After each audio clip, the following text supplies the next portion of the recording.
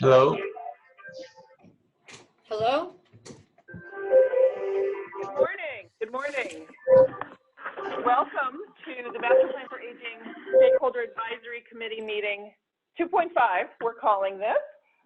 And right off the bat, I want to start with logistics. We are piloting Zoom for the first time, which has lots of new features, but also a little bit of learning curve on our side and your side. So we see 16 Stakeholder Advisory Committee members are in, which is terrific, and I'll do a roll call in a second. But if you have trouble, presumably you are on the phone. Nelson, you're on standby to have folks, and you are, would you give people a little info about being muted and raising their hand and how this is all going to work? Absolutely, thank you, Kim. So for this Stakeholder Advisory Committee members on the phone, please remember to mute your phone when you're not speaking. If you want to speak, click the raise button, get in the speaking queue, or push *9 on your phone. And I also, in the chat box, I put a link to materials that we're going to go through this meeting. Turn over to Kim. Okay, so this will be one of our many continuous and quality improvements. So we'll see how this goes. If you have trouble during the meeting, you can do what Nelson said, but also reach out to us, and we'll do our very best to problem solve as we go. So thank you for coming on this tech journey with us. Let's go ahead and go to the next slide where we just went over the logistics.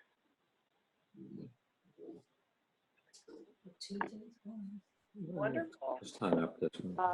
And then let's go to the next slide with the agenda. And I'm think for, and I will read off the people who are here, if we can show that screen to me again. We have from the CDA team, we have, I'm Kim Wade, Department of Aging.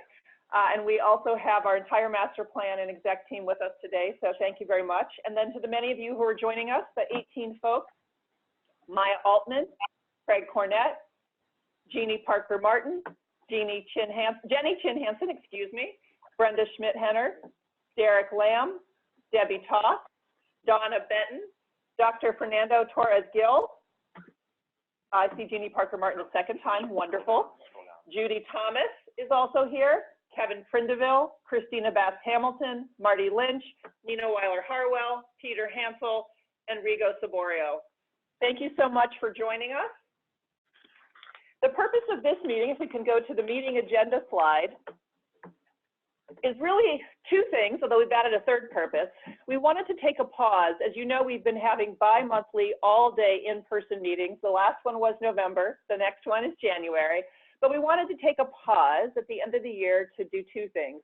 Look back and see where we've come so far. We're honestly about a third of the way through our master planning process together.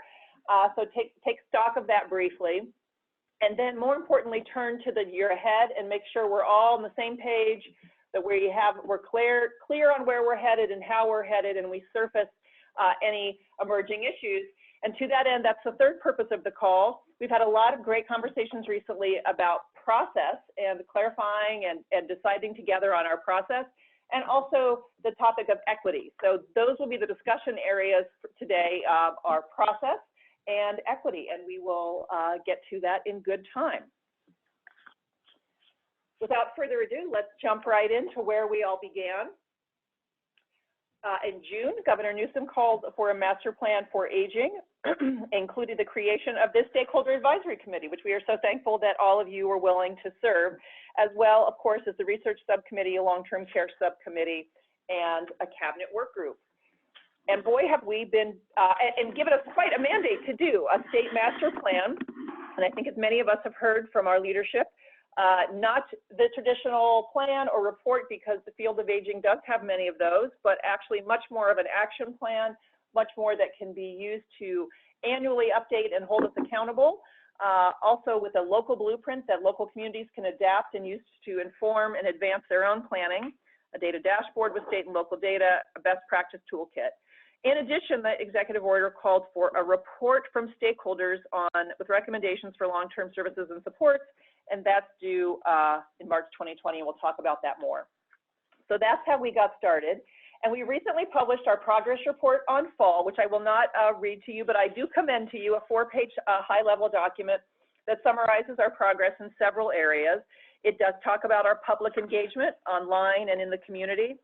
It talks about our framework work that we've done. This is a work in progress and continues to evolve, but on the vision, California for All across the lifespan, our mission, person-centered, data-driven plan, our 6 values, including choices, equity, dignity, inclusion, innovation and evidence, and partnership.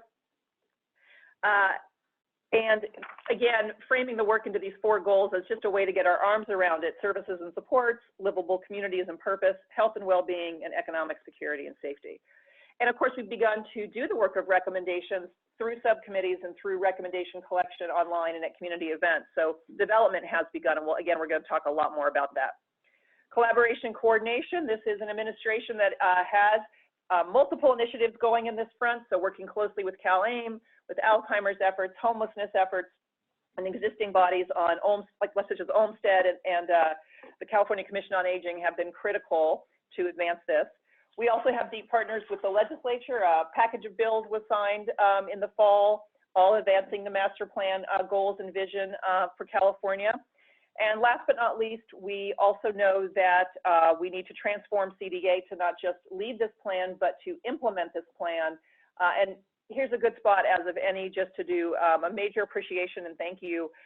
In this season of going from the plan to the transformation to the implementation, we are been generously supported by 6 foundations: the SCAN Foundation, the Gary and Mary West Foundation, the Archstone Foundation, the Meta Foundation, San Diego Foundation, Gilbert Foundation, and hopefully more will continue to come as the excitement and effectiveness spreads. But that really is supporting the policy work of the master plan. CDA does not currently have a policy shop. It is dramatically expanding our communications capacity. It is expanding our data capacity. We also do not have data staff at this point. And last but not least by any means is logistics. There are a few meetings with a few slides, and we are grateful to the support that's being provided by the foundations. We could not be doing this without them. So one topic that folks had rightly wanted an update on was the cabinet work group. This was the first meeting we had, was back in September was the first meeting. And as you see there, it's not just health and human services, if we can go back to there we go, labor and workforce, business consumer services and housing, state transportation, natural resources, which includes our State Department of Parks and Rec, GovOps, finance, veterans, and then several of our governor's offices, planning and research, which has to do with housing and transportation and livable communities, the California Volunteers Office, and critically Office of Emergency Services. So hot off the presses, we had our second meeting on Monday, and we brought forward for the group discussion on 3 topics that have emerged in, I would say, almost every setting as top priorities. Housing, specifically in livable communities, purpose and engagement to counter isolation and depression, and really, continue to leverage all the wisdom and experience and resources of our older California.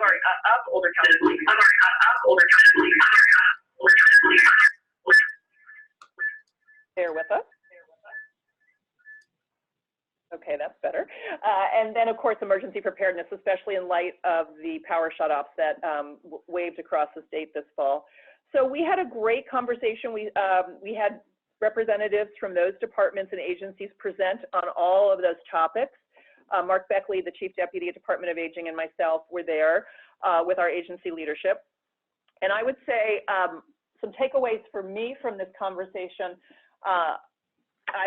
everybody is recognizing this demographic shift. Everyone at the table is aware and is thinking about it, moving in this direction, acting on it. So that gives us a lot of support and alignment to work with.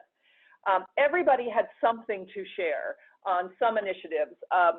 It was very interesting to hear State Parks talk about that their volunteer program, while they don't collect age data specifically, they are confident it is almost entirely older Californians who are powering the state parks, whether it's docents or camp hosts, or all kinds of park services. They were very clear about that.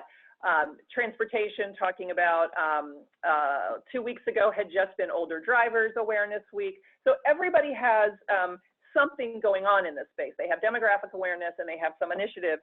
And we also saw a lot of partnerships. Housing and transportation is working very closely together on disaster preparedness. Emergency services and HHS, my agency, is working very closely together. Most recently, really identifying, for one example, that the IHSS lists are some of our best proxy lists for people who may need additional assistance in the event of an emergency and disaster. And then that's a starting point to work on informing people, preparing people, being aware of particular medical or equipment needs. So those were all bright spots for me. I think one of the challenges that was across the topic and across the discussion was data and data gaps and data indicators. How do we move from initiatives and positive projects to having data goals and then data sources to measure our progress on those goals? And so I think that was, once again, highlighting the importance of the research subcommittee and the dashboard. If we're going to move beyond kind of a really lovely and positive and powerful array of individual programs into a systemic plan, there's work to be done, but we've got a lot of the building blocks there. Let me just do one other slide, then I'll pause to see if there's any questions or comments. We also, within California Health and Human Service Agency, Department of Aging is one of, I'd say 14 departments. I think that's the right number. I should know that. 14 departments and a couple other independent departments. We have been meeting monthly. Really, at this point, it had been an information sharing, but we are increasingly doing more partnering and planning together. So as everyone on this call knows, all of these departments have aging programs and services and serve older Californians and people with disabilities. And so pooling our knowledge, pooling our information, we were really working now on 3 things. So many of these groups have already or will be presenting at LTSS subcommittee or LTSS subcommittee. Obviously CDSS critical on IHSS, for example, CDPH critical at nursing home conversation given their role in licensing. So many of these folks are coming to LTSS subcommittees to present and to listen. Secondarily, on the webinar series starting in January, which we'll talk about in a second, many of these folks are going to be presenting as well. CDPH again on healthy aging, DHCS on integrated health systems. So these are partners on our webinars, Department of State Hospitals on our mental health work. I could go on, but I'll stop. And then thirdly, the dashboard.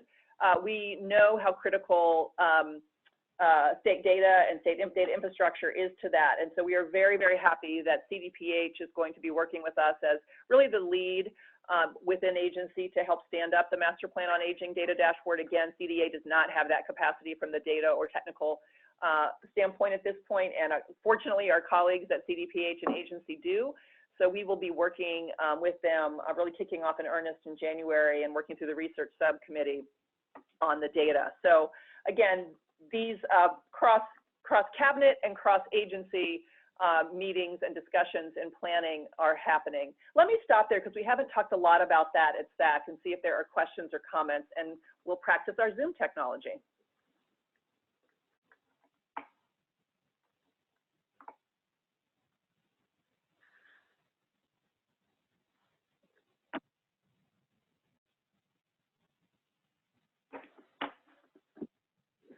Hearing none, we will continue, and if we have missed you, you'll email or let us know in some other way, but we'll keep rolling through our full agenda. So the next thing we wanted to talk about is something that came up quite a bit, is public engagement. And while we were all thrilled with the overwhelmed enthusiasm between the comments and the tweets and the requests for roundtables and the requests to come out to other events have been just great. We also heard loud and clear that we needed to make it easier for people to engage, that the website was a little tricky, and of course, calling in and listening to a 4-hour subcommittee meeting is not everyone's cup of tea, understandably. So we have been thinking a lot about how to update and smooth our engagement. So one part of that strategy is a refresh Together We Engage website. That again is a partnership between CDA staff. Adam Willoughby is our director, newly appointed director of communications and legislation. Adam is taking the lead on this, and then in partnership with the communications firm that the foundation group is supporting. So this is in, what do we say, beta, and there were 3 SAC members who do have extensive communications capacity, AARP and Leading Age and SCAN, who have all volunteered to be kind of our first team of reviewers and testers. So they are taking a look at it to give us their feedback. We're hoping to soft launch very within days, but certainly give it a big public push in the new year to kind of start the new year with a refresh of Together We Engage. This will be a place both to, you can see the master plan, get engaged, and for stakeholders, it'll be a place to stay informed, hopefully a little bit about all these moving pieces, but also communicate your input, and then also hear back about how the input is being used. So we're looking to really create that cycle, again, leveraging the great launch in August, kind of taking it to the next level. Adam, anything to add or comment on? Yeah, just a couple of things. Thanks, Kim. So, you know, we're very excited about the rollout of this new website, and I just want to sort of tease a few features that that Kim sort of touched on. One of which that we've heard loud and clear is very important is a calendar feature. So the new site will have an embedded Google Calendar that will include, but not be limited to, these SAC meetings, the 2 stakeholder committee meetings, Webinar Wednesday meetings that you're going to hear more about here in a little bit, and then also partner events. We're going to have a feature on there where folks can, if they want to highlight a master plan related event, send us a note and we will put that event on the calendar and sort of shine a light on that. There's also some information about the master plan background and a very sort of aesthetically pleasing phases graphic where we break down into a number of phases, where we've been, where we are, where we're going. And then finally, there's an engagement focus, right? So there's some call to actions on there, prominently featured calls to actions where folks can provide public comment and also detailed recommendations. And then we're also going to have some real estate on one of the pages dedicated to these Webinar Wednesdays, which again you're going to hear a little bit more about here in a second. So those are some of the high-level features we're very excited about. And I should say, I hope you all are seeing a memorable URL, engagecalifornia.org, which we think will be easier to say than the current /agency, et cetera, et cetera.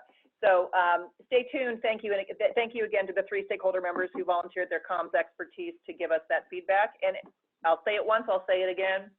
It will be continuous improvement. We think this is a big improvement of where we are, and it will no doubt continue to improve with your feedback and with real life user testing. So thanks for that. Next slide, the second piece of our engagement strategy is Webinar Wednesdays. We went with the alliteration.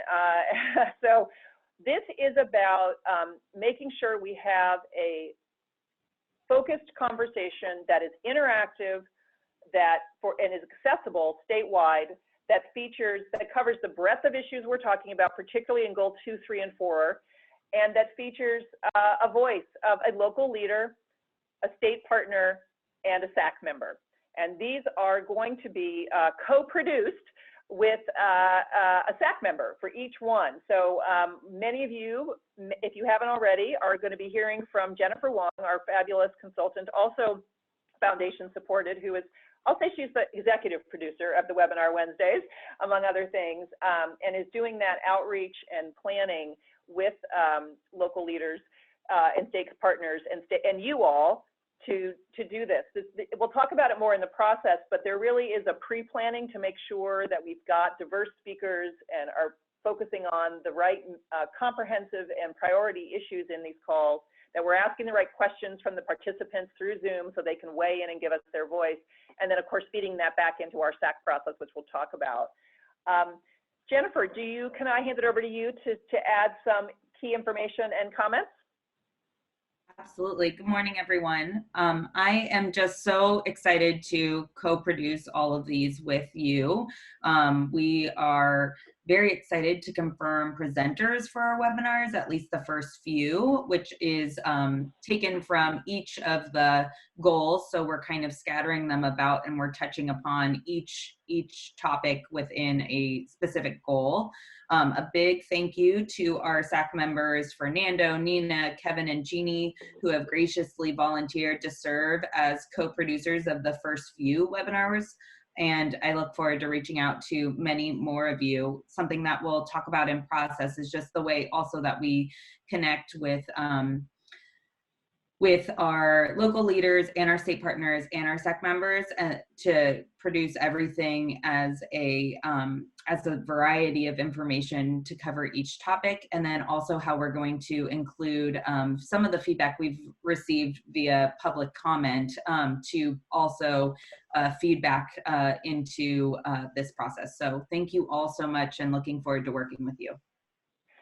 And on the next slide, we have the first one all teed up. Thank you so much to our topic will be healthy aging. And thank you so much to our stakeholder and really celebrity, Dr. Fernando Torres-Gil, for being the co-producer with us, as well as our partners at the Department of Public Health, who have a healthy aging initiative across public health, and our local leader, Victoria Jump from the AAA in Ventura, which has a lot of work in nutrition, physical activity, diabetes, a lot of work on the ground for, did I mention fall prevention, and dementia care, dementia prevention rather. So that's our first one. That's all confirmed, which is wonderful. Our comms team is planning to announce the new webpage and the first webinar and the registration system all at the same time as kind of this new Happy New Year, new Master Plan 2020 engagement. And so that will be coming. But if you want to put on your calendar now, 9:30 to 11, every Wednesday from January 15th through the end of April, we will have a webinar for you on one of the key aging topics. And we're also, I should just mention, we got some great suggestions from the Black Women Health Project that we should be encouraging not just people to watch this at their desk or in their home, but also providing some assistance to groups to organize community watch parties, if you will. And so we are also, with our comms team, toolkit might be a little grandiose, but a few tools to help people who want to organize. If the topic is transportation and that is your focus, you could have a transportation watch party, how you could promote it, and then roll up the comments and feedback from people in the room and send it in as well, so that we could, depending on people's desire and interest to organize watch parties, this could be a content core for that, if you will. So again, aiming to get all of that out around the new year to start the new year strong with the new webpage, the Webinar Wednesday series kickoff featuring all of you, and some tools to help you bring these events even deeper into your community as you're able. Nelson, any questions or comments on comms? This is Jennifer. Just a reminder that these will be open to the public, and we're really hoping for a wide variety of interaction and folks to participate and listen in, and also give feedback that will, be presented back into the SAC and to the master plan at large. Okay, I think looks like there's is Judy has a question and unmuting. Yes, please. Hi, can you hear me? Yes. Okay, great. So I didn't hear you say whether they would be recorded and people would be able to listen to them later if they couldn't make that time. Yeah, hi Judy. The answer is yes. We are working to sort of archive them on this new website. There'll be a page where folks, if they're not able to go, can go and review past Webinar Wednesday. So yes, the answer is yes. Other questions or comments on any of the Together We Engage in the new year? Okay, well, let's move from engagement to planning and policy. Got a lot to talk about here. So, of course, the good news about the engagement is that we have so much wonderful input coming in from what I'm beginning to think about, kind of the 5 channels. We have public comments.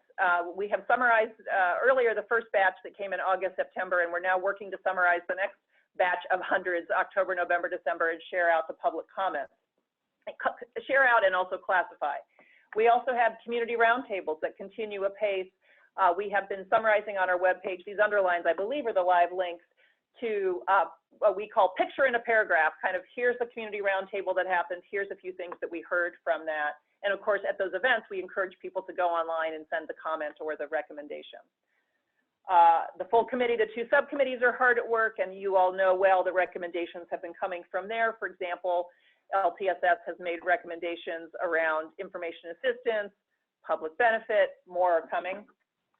We also have the famous or infamous, depending on your perspective, recommendation form. We had asked people to use that template if it was helpful to them, to provide as much information as we could. We gave that sort of initial deadline to canvass the field of last Friday, and we were thrilled that over 200 recommendations came in. Rough number, don't you know, you can quote me if you want, but it's a very rough number in terms of some, of course, recommendations have multiple embedded and some are duplicates, but our power team of Carrie and Jennifer are reading and sorting into the various issue areas so that we do have a better sense of all the recommendations in those formal recommendations or organizational letters in the specific areas that we're covering. And then, of course, adding the public comments sort of that same way. So we also have the public comments in that way. And then Webinar Wednesdays, again, we will be having polls and interactive and comments coming in on that. So we will also have a set of, for example, after January 15th, we'll have some more public input on the topic of healthy aging, et cetera, et cetera. So we have 5 channels that are bringing us information, which is wonderful. Next slide. The question then that many people are asking is, wow, how are we going to use that on our deliverables? And there's really 2 halves to this conversation. The first half is the first deliverable, which is actually the stakeholder LTSS report due to the administration in March. And yesterday afternoon, we had, I think the word that people are using is lively conversation about the process for that, given the complexity of the LTSS and the timing of that March report and the opportunity of weighing in with the administration in the spring as budget and bill work is well underway. So I'll give a little bit of quickly this background, and then I'm going to turn it over to Carrie to report back from the meeting yesterday, and then I'm hoping that those of you who are on the phone who are also at LTSS or whose colleagues work can fill out the conversation. So in a nutshell, the LTSS has been meeting October to January doing what we're calling deep dives on about 7 or 8 different topics having to do with the long-term services and supports continuum of care, access, financing, quality, really trying to be user-centered and look at the system, low income, middle income, home care, residential care, all of it. So that work continues at a pace and is quite deep and quite rich. Yesterday, we had a wonderful IHSS conversation, part 1, in partnership with CDSS. Just looking at the meeting timeline, it would be appropriate for the full Stakeholder Advisory Committee to hear a report from LTSS about all that work and their vision for the stakeholder report on the SAC meeting number 3, Jan 21. Then LTSS really needs to finalize their report in the month of February. They don't have any formal meetings scheduled, but I know there will be informal conversations and probably a webinar with the committee to land the report in February, and then bring it to SAC meeting number 4, March 2nd, to finalize. And then the stakeholder report can go to the administration. That's the high level. And yesterday we had a great conversation with subcommittee going down a level about roles and process and the final product and the structure and the scope. So let me turn it over to Carrie to summarize where the group got to. Hi all, this is Carrie. Can you hear me? Yes. Okay, great. Yeah, so yesterday we took a little over an hour, I think, and had a conversation with the 19 members of the LTSS subcommittee to think about how the 19 people are going to sort through over 200 recommendations and make a report on LTSS with recommendations to the SAC committee by March 2nd. So a little bit of an overwhelming task. As Kim said, about 200 recommendations came in by the December 13th deadline. what we've done at this point with those is that we've sorted them into different categories, and I am now redistributing them to the LTSS subcommittee for their consideration. The LTSS subcommittee will also be, looking at the recommendations that have come in and create more in terms of areas they think there's gaps or things that they want to revise or add to. So what I think we came, there was a lot of discussion about what this report could look like. And, this could change, but just to give you a sense of what it's going to look like, I think that we came to the idea that it was not going to be a 500-page report, that it's going to be a report that gives high-level recommendations in several different categories. And Sarah Steenhausen came up with a framework of how to categorize these based on recommendations for government change, system change, service delivery change, data.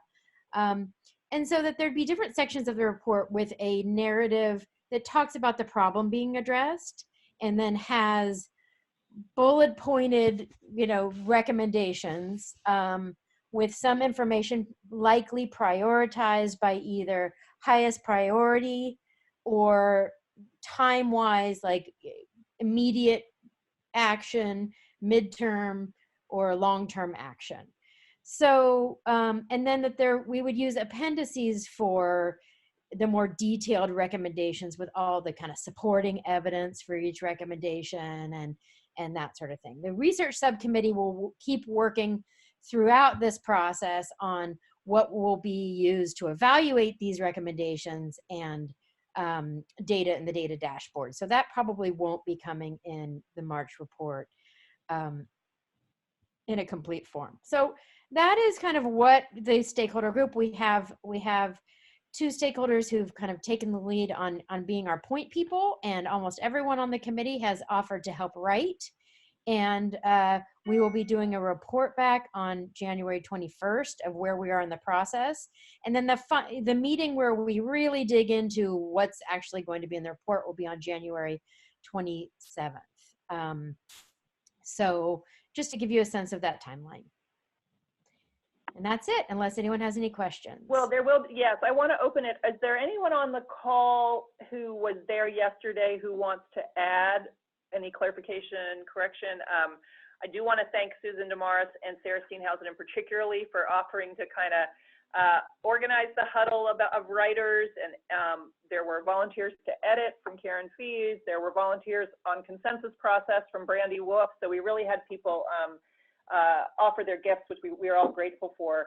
Anyone on the call who was there who wants to round out the conversation?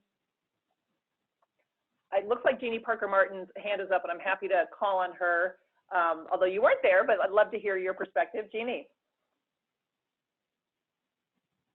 Related to that, I did listen into the meeting yesterday, and Carrie, I think I think the overview of the meeting yesterday was well stated. But I have a question actually separate related to Carrie's comments. Great, go for it. Okay, so, it's all really clear in terms of the LTSS. I think it's fairly clear the LTSS subcommittee's approach in their putting together through the series of meetings their recommendations and also stating the problem, et cetera. But I'm sort of curious, and I think this will be really critical for the Stakeholder Advisory Committee, what criteria are going to be used to help us understand that these are the right recommendations? And I know that's a complicated question, but I think it's going to be really critical so we understand, is this by, how many people raise their hand quickly? Is it going to be based on data? What is the criteria that's going to be used for recommendations and analysis as it comes to the Stakeholder Advisory Committee? Carrie, do you want to take a first crack at that? Sure. I'll take a first stab at that. So Brandy Wolf had suggested a consensus process, and I don't understand that consensus process specifically. So if I get this wrong, forgive me. But that she's familiar and trained in a consensus voting process where everyone gets a card from 1 to 5. And for each recommendation that gets brought forward, there's a voting. So, 1 means absolutely yes. 2, 3, 4 mean yes, I like it, it's okay, there might need some editing, and 5 is an absolutely no.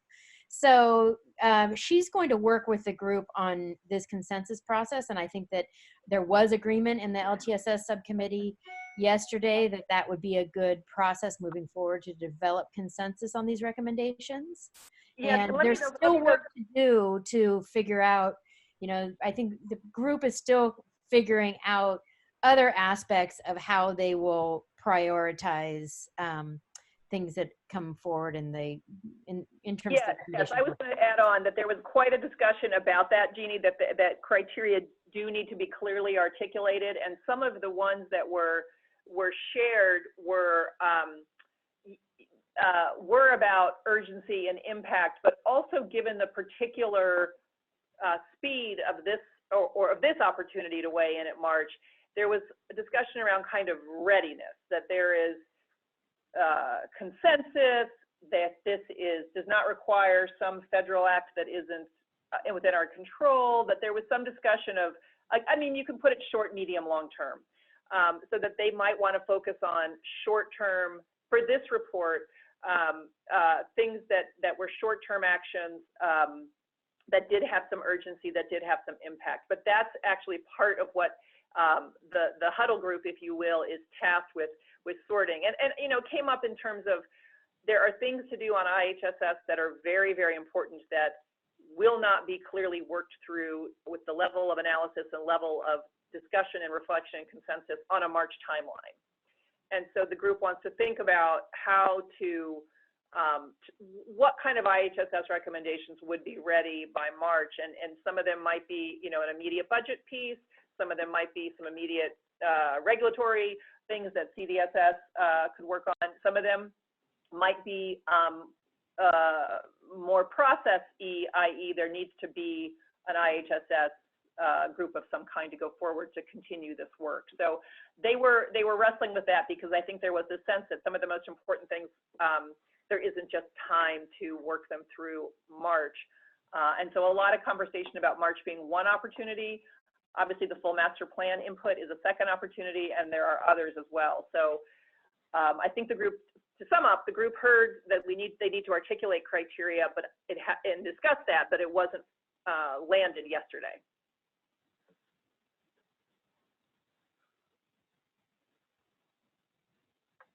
Are there others with questions or comments on the?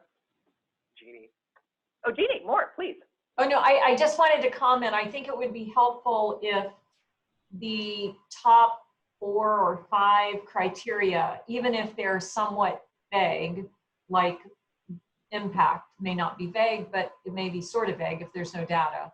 So I think it would be helpful if the top 4 or 5 criteria were clearly stated. This was our first priority, this was our second priority. So when it comes to the SAC, it's clear in terms of what the criteria were used by each of the committees.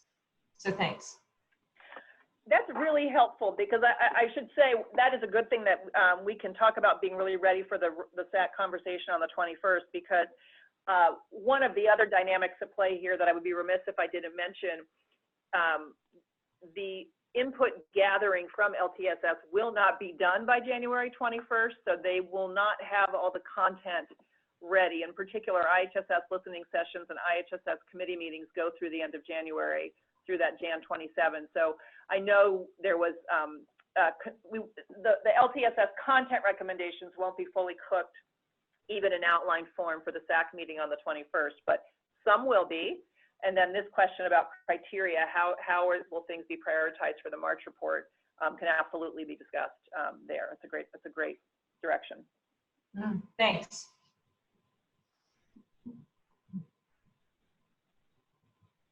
Okay, seeing no other comments on that deliverable, we are all taking a breath and pivoting. Kim? Yes?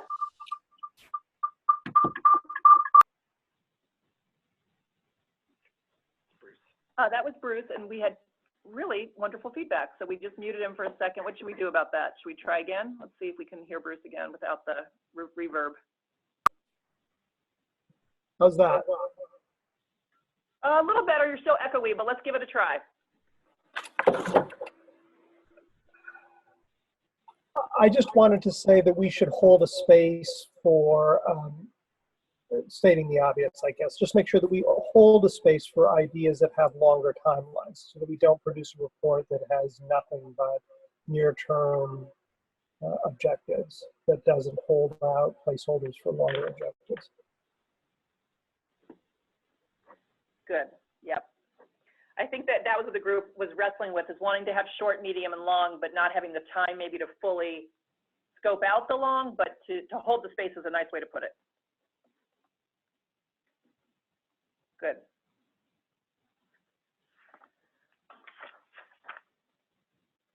Okay, pivoting to our next set of deliverables. So everyone kind of mentally move from the March report. We're now moving to the next 2 slides to have our first conversation. And again, this is one we'll probably talk about more in January, about how the Stakeholder Advisory Committee will inform and advise the administration on the entire master plan. So again, we'll do a slide of kind of the high level baseline, and then we will open it up for discussion. So at the highest level, beginning in August with the announcement of the Stakeholder Advisory Committee and the Together We Engage website, we've been getting feedback, and that we expect to continue through June. And I'll talk more about that in a second. Again, through the 5 channels I just talked about: website public comments, community roundtable, the full SAC and the subcommittees, formal recommendations, forms and letters, and Webinar Wednesday public input. Again, all thanks and praise to Carrie and Jennifer, who are then compiling and tracking and keeping track of those different sets of feedback under the different issue areas. Then they are sharing that with the stakeholders who are going to be leading the discussion at SAC. So for the long-term services and supports, the subcommittee members who have been planning the meetings and gathering recommendations will be part of bringing that to the SAC. For 2, 3, and 4, we are just beginning that process of working with stakeholders to be the co-producers on the webinars. Again, Jennifer will be sharing with you all the recommendations, all the comments, so that when you, at the end of the webinar, you have this body of input from different sources that we can then work with you on how to bring to the SAC. So then, that tees us up for next slide, our March meeting. We will have recommendations in the goal 2, 3, and 4 area from that Webinar Wednesday producer. Don't want to leave aside that we're going to be approving the LTSS report, but for this discussion, want to talk about the process for the master plan information and advice, input and advice. Then we have a May meeting where we will have really concluded the Webinar Wednesdays. There's been some discussion that we ought to say to folks, we're done getting recommendations, we're done. So whether we sort of say we're done getting recommendations, of course, public comments can come anytime, but kind of shut that down April, May. We also at that point want to have a data dashboard template to show, so we can start to show how these goals and recommendations have indicators and benchmarks for you all to respond to. I'll come back to that italics in it. Well, we are thinking about that, again, in the spirit of increasing transparent and easy and accessible public engagement, that at the conclusion of Webinar Wednesdays, where we've done 1 topic a week for 4 months, that there might be a kind of capstone event in late June on the entire plan. And this needs a lot of thinking, and we'll talk about this, but that would be kind of a final time for public input. We could imagine something where it's held in Sacramento, but then there are meeting spots, or 12 meeting spots around the state, so where people in San Diego and Humboldt and Bakersfield and Oakland can gather together as kind of the master plan to kind of get a final input and advice from the public on the whole thing together, because they really won't have had the chance to see it together. Then there's the last, but that needs a lot of work. So that's why it's in italics and brackets and TBD, all those caveats. And then coming back to the SAC in August, we will have everything. We will have all the recommendations, all the deliverables, all the public input, and really to get your final input advice. And then as a reminder, then it's for the administration to do the work with the cabinet work group, which has been meeting through this time as well, to take all the stakeholder advisory committee input and issue a final, issue the administration's plan in October. So obviously this high level raises a lot of questions about the best use of this group's time and energy and meeting process, how we can work with the individual stakeholders who are on the subcommittees and on the webinar producers to have the best conversations. You know, our goal from the administration is to make sure we're hearing comprehensively what are the recommendations in a given area, and also that prioritization. That prioritization for the administration, whether it's short, medium, or long term, what is the group prioritizing? And so we would really like to open this up for you all to weigh in on how we do that pre-work and post-work with each of you to make sure those meetings are productive in leading to the quality recommendations you all have as a group. So let me pause and open it up because we need everyone's best thinking on this one. I believe we already have a few people in queue. Marty Lynch. Okay, thank you. A couple things. Kim, would you just talk about how your staff is going to summarize those 200 recommendations? And I'm assuming that we can get that summary back so we can see that for our deliberation. So that's one question. And then the other comment would just be that we need a robust process for the stakeholder committee to come up with our recommendations, which I understand may be different than staff recommendations, but we certainly want to have a good process for making them. So those two comments. So the second comment is exactly what we're talking about today. So let me go. So on the first comment, that's what Carrie and Jennifer are doing is they're not going to so there's two, let me use my lingo correctly. I am dividing public input into two buckets. One is public comment. These are things like a one-line email, a two-line comment on our webpage, a social media tweet. We are tracking the hundreds of those and sorting them. The recommendations are a second bucket, and those tend to be either using the official recommendation template or an organizational letter, traditional organizational letter. We are also sorting all of those. So it's the second bucket, Kim. Stakeholder, if you are the stakeholder who is working on the issue of transportation will get all of that. We'll get every single recommendation on transportation, and we'll get every single public comment on transportation. And then that will be part of the pre-work of how do we have the transportation conversation at SAC. We're giving you the comprehensive field of everything that came in, but that conversation about prioritization, how do we do that? So let me just also say the public will also see on the public comment side, we are summarizing those. You may remember we did that for the first 2 months. We put a chart up of kind of the popular topics. We are, again, for the public, we are summarizing the public comments. There will be an infographic on that by the end of the year that says, here's what we heard the last quarter from your public comments. The formal recommendations and org letters, we're posting all of them. We're figuring out if we're indexing by subject or by group or whatever, but those will all be publicly available for folks who want to read the 200 of them as well. Kim, how about a summary, though? That's what I'm asking. If that, not just in our interest area, so not just in transportation, in your example, but for the stakeholder committee, some kind of summary that says we got, 4 recommendations in this particular area. Here's a line on each of them, something like that, or a spreadsheet that lays them out that we can see the breadth of the recommendations that have come in. Not 2 or 3 pages each. Yeah. Yes, I think, and Carrie and Jen, you can speak, but I think that is what there will be this list of all the recommendations, and then behind it is sort of, here's the org letter that came supporting it, but that spreadsheet is the right word. Good, and the whole, All of us will get that. Yes, and I think we want to be thoughtful about if there's a spreadsheet on every single area, then how do we have, yes, everybody can have everything. What is the right conversation? I want the summary, not everything. I know. But I mean, even the spreadsheet, Marty, with 200 lines. Okay, the question we're trying to, so that's part one, is what information does everybody need? But then the question is, how do we then use all that information, the summary of that information, to be clear, to have good discussions as a group? Good, thank you.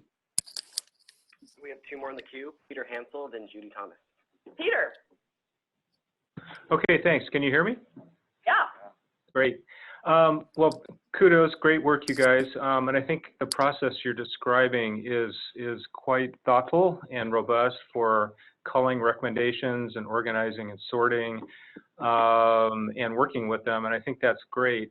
I think the one thing I'm not seeing is, and maybe I think perhaps there's a role also for, maybe, and that has to come from the state, is sort of laying out a general roadmap of what the plan should look like. And that could be taken from, you know, what are the best practices in master planning? What has been done in other states? What do we want this to kind of look like overall? So I guess I'm thinking of this as sort of, it's great you've got a great feedback process going to get stuff from the bottom up, but it could be there's some structure that could come from the top also to help with the organization. So that's a question. I mean, that's one of our questions is, does the group want, yes, we're trying to really make sure we have lots of time and space to focus on content, but does the group also want to focus on format? And I don't mean that in any trivial way. Format's incredibly important, but yes, we could spend some time looking at, you know, San Diego's plan, Minnesota's plan, New York plan, and say, we like this, we don't like this. And again, does that need to happen in March or May or wait till August? I mean, those are all, that's what we're asking for feedback on, so thank you. Kim, this is brief. I would just say that gets to my concern about how do we make sure we hold space for recommendations that are not just near term, but are longer term, even if they still need development.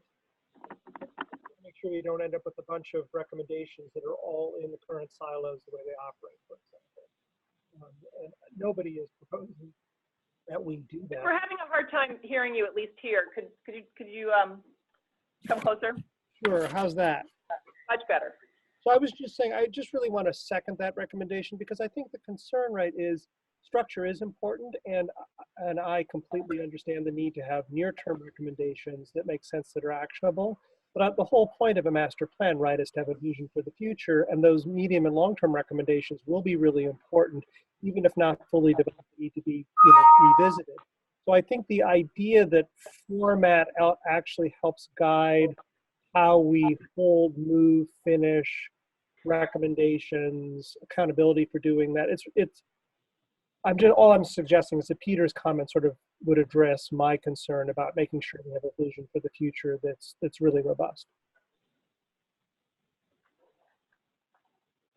Was Judy next? Yeah, Judy, then Nina. Yeah, hi, this is Judy. And my organization did submit some recommendations, and we made a point to get it in by the December 13th deadline. But we, I think some of our recommendations could use a little bit more thinking and refining. So what's the best process for that to not drive your staff nuts and kind of work together? Judy, thank you for the way you asked that question. I could have a take a stab at it. Carrie, I would say updates are well. I mean, in particular, Judy, in your case, your topic is going to be featured in a webinar in March or April. So I would say two things. One, I think sending an updated version of your recommendation, you know, the next version, and just being clear with folks that this replaces the previous one is super helpful. And then I think in your case, getting it in well in advance of the webinar so we have it to think through the webinar with you. Carrie, do you want to add anything to that? Yeah, I think just being really clear, you know, this was the name, you know, this was our, please replace this recommendation. So I mean, worst case scenario, there's duplicates, but so just being really clear on what we're replacing with that. And then just for everybody, also in terms of our dealing with all these recommendations, it really, really helps to have one document, one recommendation. So the documents that get sent in with a ton of different recommendations in one document are harder for us to handle and take a lot of time. So I'm just throwing that out as a housekeeping suggestion. Thank you.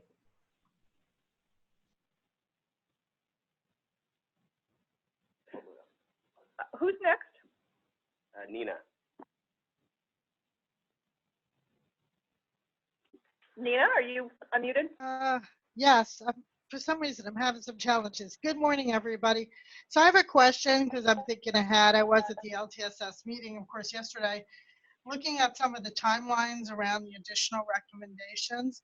Will we be using the same format for the goals 1 to 2, 2 to 4? And is there going to be a deadline for those? Have you thought that ahead? That's one of our questions is we were really hoping to get as many out of people as we could in December, and we're thrilled that we did because it really does help us map the issue. I think that is something we've heard from people yesterday was please set a deadline for any and all, and we just want to hit that balance right of allowing the door to be open, particularly as engagement is ramping up to a new level of people, as we plan to be successful in reaching new people. We don't want to say the door is, the window is passed. So, I mean, in my mind, we need to keep it open through the webinar Wednesday, through April, May, recognizing that continues to add volume and complexity. So that's what we're balancing, and we welcome recommendations on that from the committee. Clay's next. Clay?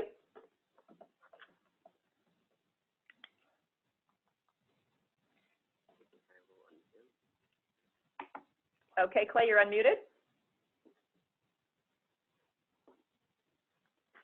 At least you're unmuted on our end. Maybe on your end?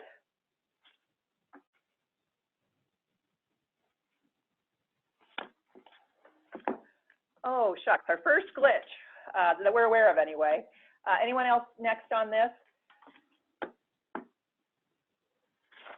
Okay, so we need to think through, again, the sharing of the recommendations, the sharing of the summary of the recommendations, and we need to think through the structure of the report, a better word than format, the structure of the report, so we have that long, medium, the short, medium, long term, and we have that vision piece.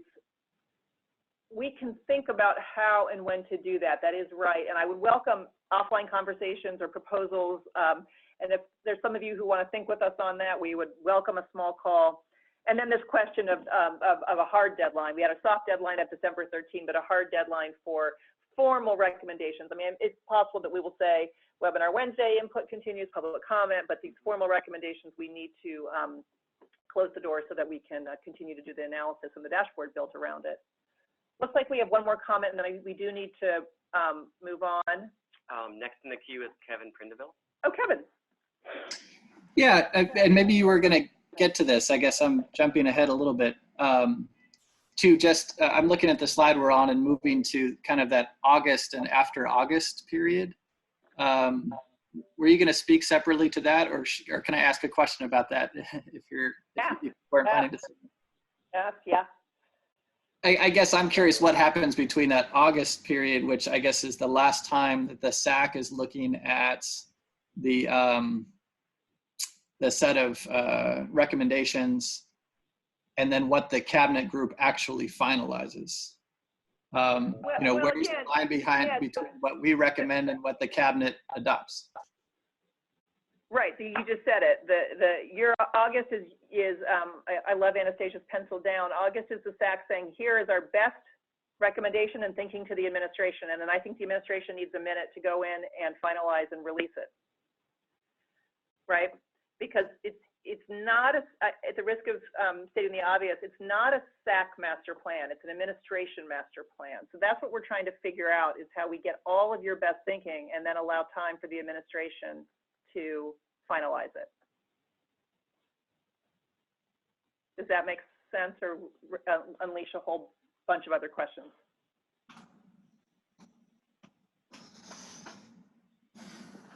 or both. So, yeah, I think for me, both. both, yes.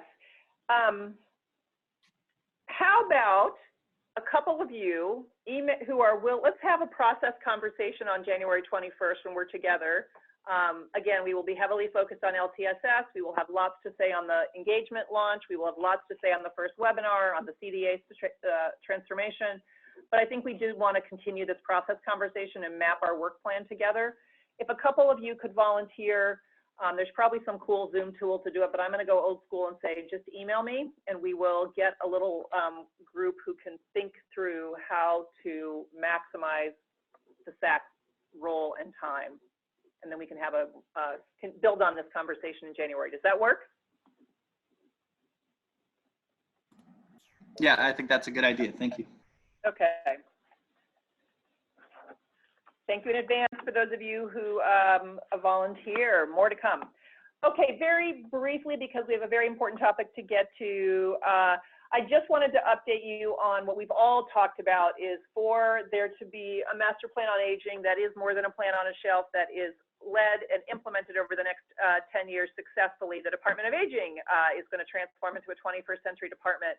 We did begin our strategic planning November 1st, November, December. We've been working internally. January, February will be coming out to our key organizational partners with a public survey monkey tool and bringing it to SAC on January 21st. This is being led by my wonderful Chief Deputy, Mark Beckley, who was also just appointed.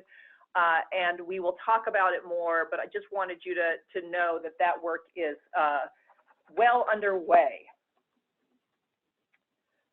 Okay, the next topic that we wanted to turn to and have discussion on is equity.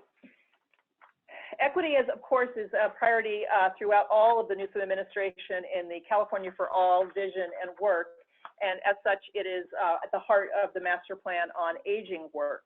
As a reminder of, it's not just a moral commitment, it is a data-driven commitment. If you look at our next slide from at our research subcommittee most recent meeting, Steve Wallace, who's a professor at UCLA School of Public Health, and also recently presented at the Commission on Aging event in Los Angeles in November, he reminded us of the demographic shift. And here you see the lines of Latino elders and non-Latino whites crossing. It looks about 2050, but you see that the shift, again, as the elder population begins to look more like the rest of California in terms of being minority, to use an outdated term. But it's more than numbers, as the next slide or two will show. We also, from Professor Wallace, talked about the inequities, that aging does have different impacts because of cumulative economic and social disparities, and in particular, a higher rate of difficulty dressing, bathing, and getting around in the Latino community and Asian community relative to white and African American. And then one more slide on disparities, the poor and near poor, which many of us in California recognize as part of the conversation, equally part of the conversation. When you look at the rates of poverty, the disproportionality among African American, Native American in particular, and then when you broaden to the near poor, Latino, African American, American Indian, Asian American, again, disproportionate to white Californians. So against this backdrop, we have been working to center equity work. And I will quickly summarize what CDA was doing and then turn it over to SAC members Rigo Saborio and Kevin to talk about some other ideas. And in progress, we have incorporated equity into our framework and our vision and our values. The research subcommittee is centering equity and will be part of the data dashboard wherever we have race and gender and status and language. Whenever we have that data, we will be presenting that so we can be sure that our goals are serving all Californians. And where we have data gaps, we're going to look at addressing that. We are particularly working to diversify our presenters and to make sure that our presenters are speaking to equity. So for example, at our January SAC, we've invited LA County to share their Purposeful Aging LA initiative. And of course in LA, or maybe not of course, but because of work like Rigo and other folks, that work includes a lot of inclusion and diversity and language access and community cultural competency that we want to make sure LA shares with us their lessons from that. And then again, as we build out our webinar Wednesdays, making sure we're representing rural communities and Native communities and LGBTQ, and having a variety of voices leading the conversation. I've also been doing some outreach to try to work with leaders in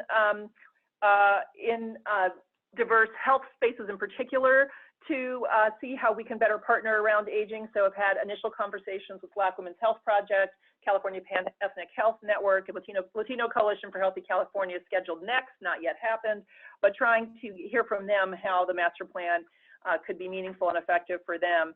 And then again, at CDA, we have work to do, and we are fortunate that there's an annual program called the Government Alliance on Race and Equity that we are hoping to get our leadership team, you bring about 15 people from your department to develop skills in leading equity work. And we are beginning with other work on bias as well, and looking at our recruiting and staff ongoing training. So we are working, but this is a lot is needed, and I am so grateful to Rigo and Kevin for their leadership in this area and their conversation.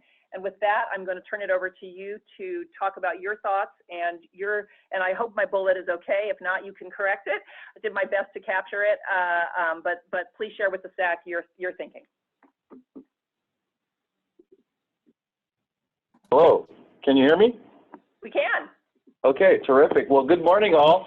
First of all, I want to commend the work that Kim and the team is leading in this area. But we believe that to formalize the equity work a bit more, Kevin and I are proposing that the CDA establish a master plan equity advisory work group to assure that equity issues related to diversity, immigration, limited English proficiency, and the disability and LGBTQ communities do not get passed over, but rather woven into all the recommendations adopted and prioritized. We find it critically important, given the demographic shifts and the current data, and particularly some of the points that Kim just made, that the group be established to ensure through a review process that the recommendations being reviewed take equity into account and positively impact diverse communities, so that we also prevent any unanticipated results without, if we don't actually pay intentional attention to this or have a specific process in place to review the recommendations through this lens. And that the recommendations regarding equity issues are central to the master plan and not a separate set of recommendations.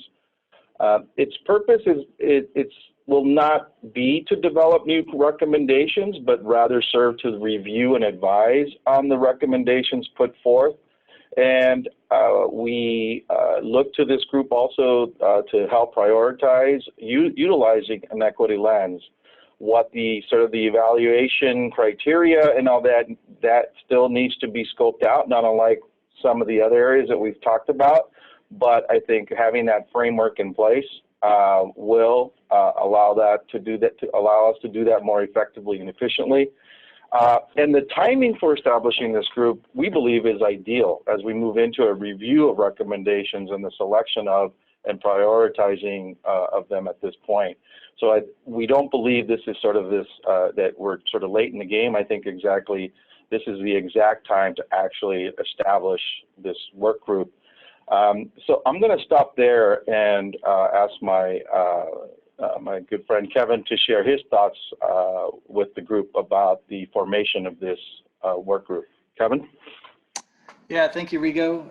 And I want to echo your appreciation of Kim and the department for really proactively leading us in this, really thinking about and emphasizing equity in this work. And I also want to reiterate, as Rigo said, this is a both and proposal, right? So we're working to make sure that equity is interwoven into all of the work to date. And as that goes forward with the work groups and the forums and our work as a SAC and the LTSS subcommittee, we need equity to be everywhere. And we think by creating this additional advisory work group, we can really further emphasize and make sure that we're addressing equity in this plan. And I think that, as Rigo said and as Kim said, you know, the need for this is clear. These issues are important to the communities we serve. They're important to the communities we live in, important to the state as a whole. So I think that, I hope that that's clear.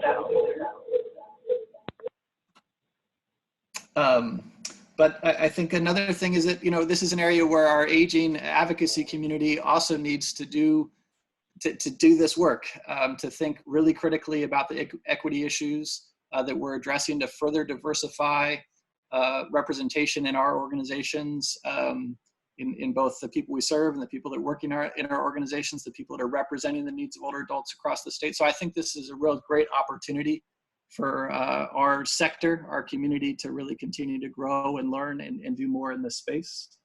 Some specific activities that we talked about that this advisory work group could take on include, you know, helping CDA identify and reach out to organizations representing diverse communities that we want engaged in this planning process, helping CDA identify speakers that could be part of the forums, as Kim talked about, developing equity-centered questions for presenters at the forums and at the SAC meetings to respond to in their presentations. Maybe also some equity considerations as we move into this process where we're prioritizing among recommendations. So this advisory group can really just work to make sure that equity is really at the center of what we're developing, instead of something that gets passed over or only brought in at the very end. So, you know, we're excited about this opportunity. We think it's a wonderful complement to what the CDA and many of you all have already been doing on these issues, and we think it would really add a lot of value to our process. Well, thank you, Kevin and Rigo, for that. I'd like to open up the group. Nelson, can you tell us who's in the queue? Ma'am.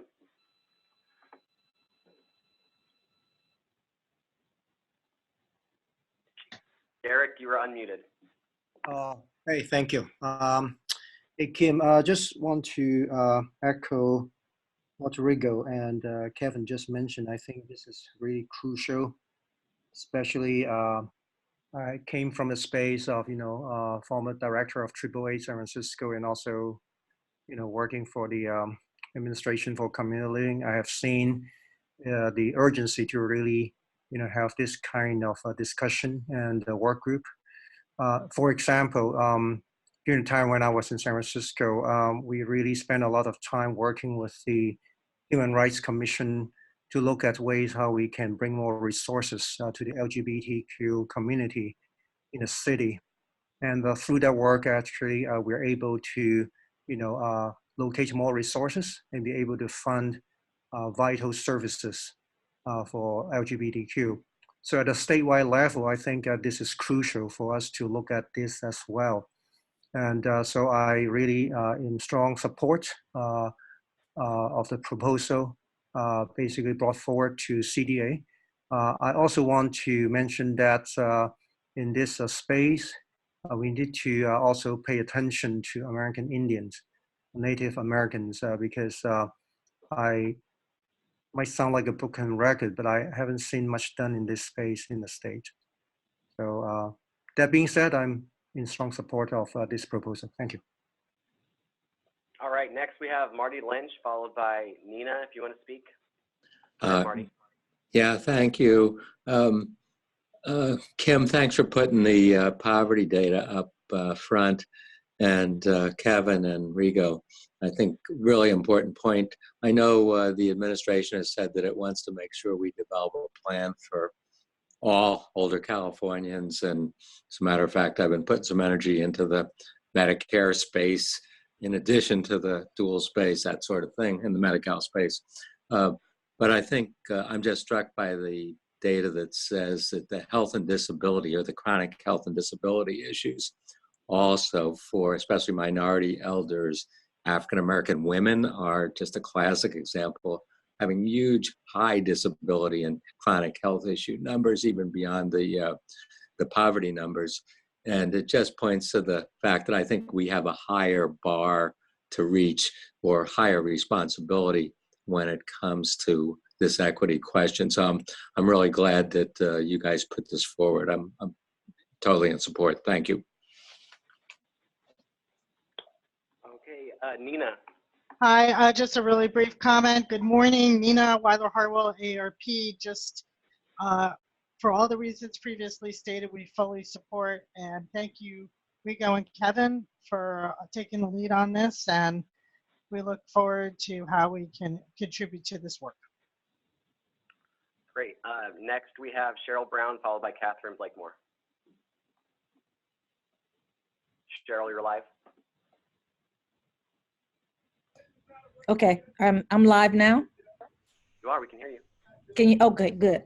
I just wanted to agree with Rigo and Kevin, and I wanted to make sure that I'm part of that proposal. I have had some people to speak to me. There's one African-American women's group up in Sacramento that wants to make sure that we are included in this whole process. So I think that that would be a great addition for me to take on. And so if you'll give me a call, let's get together. Thank you. All right, Catherine, you're unmuted.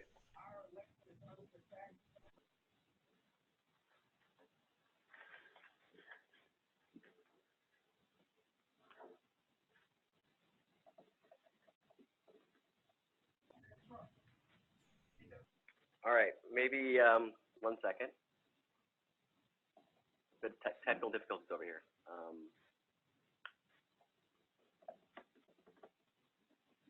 All right, can you hear me now? Yes. Yes, perfect. I was talking to myself apparently before, but I just wanted to say that this is an issue of great importance for Disability Rights California. We support both of the recommendations. We've done a lot of work internally to ensure that our staff reflects the diversity of California.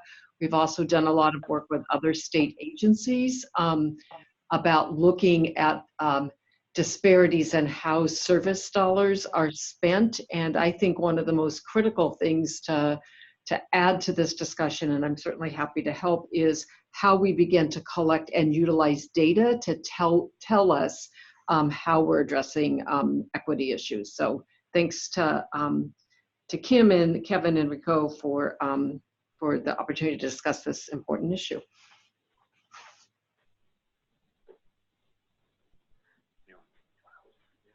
Any other folks in the queue, Nelson?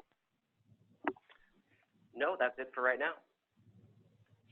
Well, I hear strong support to do it, and I hear at least 2 volunteers, Cheryl and Catherine, to assist Rigo and Kevin and the CDA team in figuring out how to do it. So why don't we take that assignment and also come back to you January 21st with a more fleshed out proposal. Kevin and Rigo, how does that sound to you?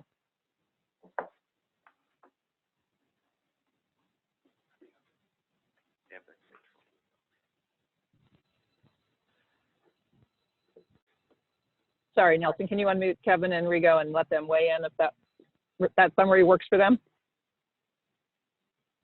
All right, they are unmuted. Yes, that sounds great. Thank you very much, everyone.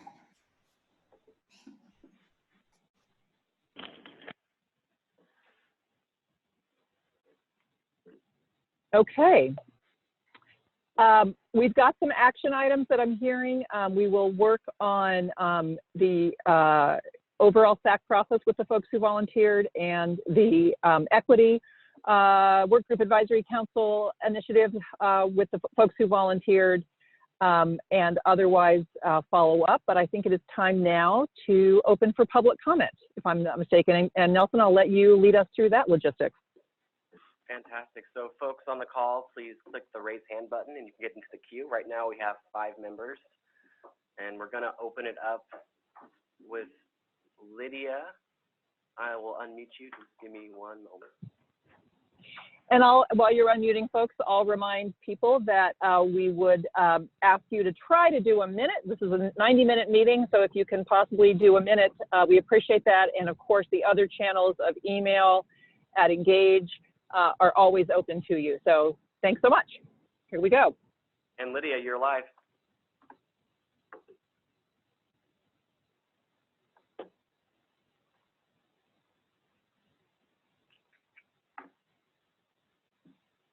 maybe we lost you there. Okay, next in the queue we have Peggy. And give me one moment.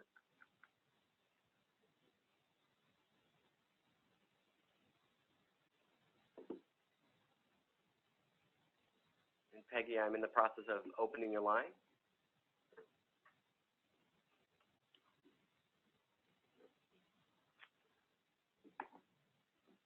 Looks like there's a delay on my end over here. Bear with us for one moment, please.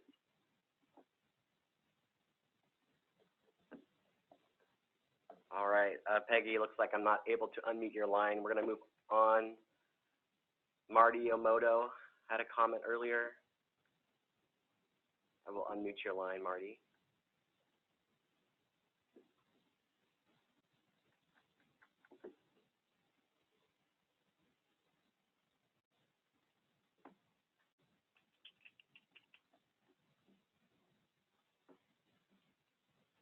Nelson, if that's not working, can you just unmute everyone's line and just call on people, and we'll have to ask everyone to be on their best behavior. But if if there are other solutions we can come up with, and again, everyone, thank you for your patience, as this is our first time using the Zoom technology and the CDA IT infrastructure, so we're all learning together. Yes, thank you, Kim. I don't have the functionality to unmute everyone at the same time. It's on an individual basis, unfortunately. Okay. I'm having issues unmuting Marty and Peggy.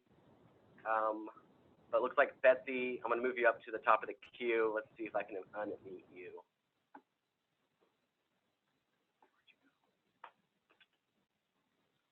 Hello. Betsy, you are live. We have one. Great. Hello. Good morning.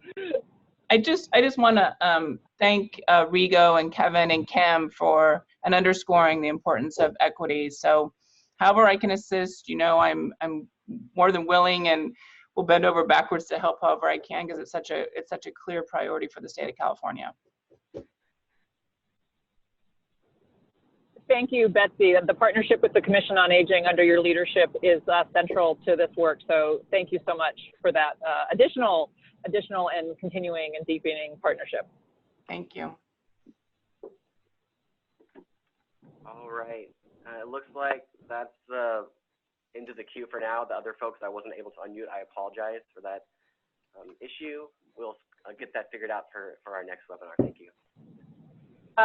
Ellen, can you look at the Engage email and see if you've had any comments that are relevant to this call? I don't have any at the moment, Kim. Okay. Well, commenters, we apologize if you have been trying to get in, especially the few of you, Lydia, the 5 of you who raised your hands. If you do want to submit your comments in writing, we will be sure and share them with Zach and take them going forward. Other than that, I think, like Kim, we have 2 more that popped in the queue. Let's take care of them before. Let's give them a try. Let's give them a try. So, yes, please. Like Jeffrey. There's a slight delay on my end, so you are unmuted.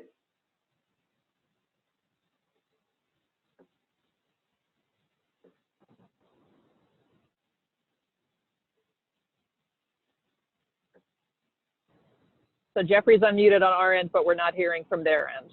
That's correct. And who else do we have in the queue we can try? We have Paula Acosta. Try this now? Oh, yes, there you are, Jeffrey. Thank you. All right. Well, this is Jeff G, advocate. Just reminder is that please put together a calendar, because there are so many meetings. And again, the other focuses as well beyond, you know, what from timesheets to the other things for IHSS to what it's evolving to, but also the further issues coming up through there of scams, law enforcement. I've spent the last 2 years, we're having to reinvigorate law enforcement about understanding senior scenarios, because that had not been in post or anything else. That's my comment right now for today. I will continue to listen in, and I will try to bring other groups, Healthcare for All and other things, involve them.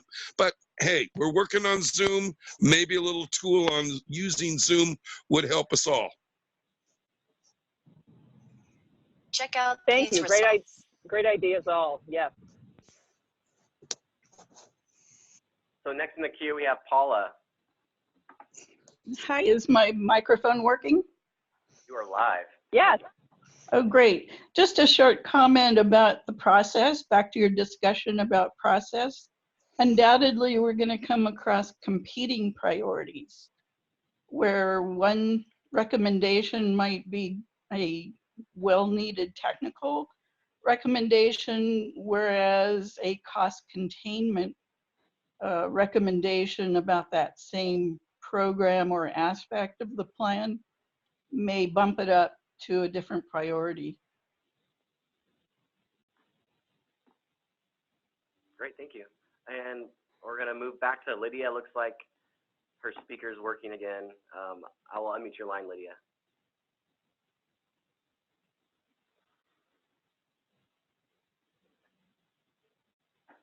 Lydia, can you hear us?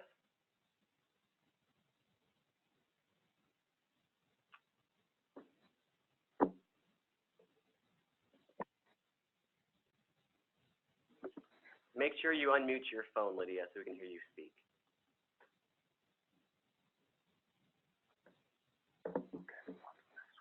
Well, that's the end of the queue for public comment. Thank you all.